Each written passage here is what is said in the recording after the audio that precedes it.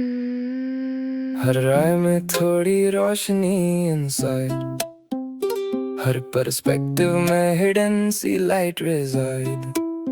हम सिर्फ ट्रेंड्स नहीं, we're minds in disguise, और हर साइलेंस के नीचे एक ट्रूथ सर्वाइव। हर राय में कुछ रोशनी स्थिर रहती है, even disagreement got humanity। तुम सिर्फ जीतना चाहो, that's the tragedy। डायलॉग से ही बिल्ड होती reality।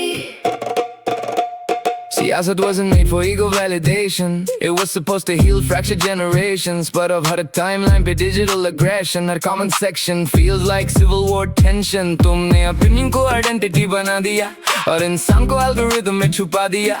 If your truth needs hatred just to stay alive, maybe fear ने उसको अंदर से खा लिया। हर राय में कुछ रोशनी still रहती है, हर राय में कुछ रोशनी still रहती है। ना सिर्फ अपनी सदाकत पे फ्लेक्स करो, कभी अपोनेंट के लॉजिक को भी चेक करो। Sometimes truth sounds rude before it heals, और कभी criticism भी respect होता for real। जो कौम सिर्फ conflict को solution समझे, वहाँ future भी anxiety में दम Ghute. People don't collapse only through bombs and guns, कभी societies hate के overload से टूटते। सुनो, फर्क खराब नहीं, नफरत है। इख्तिलाफ नेचुरली एग्जिस्ट करता है, पर जब ईगो उसको वेपन बना दे तो ह्यूमैनिटी बैकग्राउंड नॉइज बन जाती है।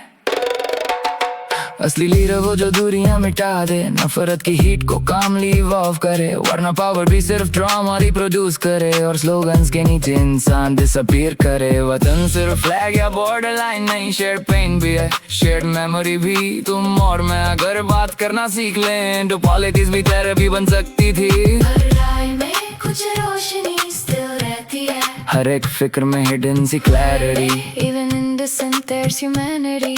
और वही शायद रियल मैच्योरिटी। हर राय में कुछ रोशनी still रहती है, still रहती है, still रहती है। हर राय में कुछ रोशनी still रहती है। शायद फ्यूचर इनका है, not to those who scream the loudest, But to those जो अब भी सुन सकते हैं।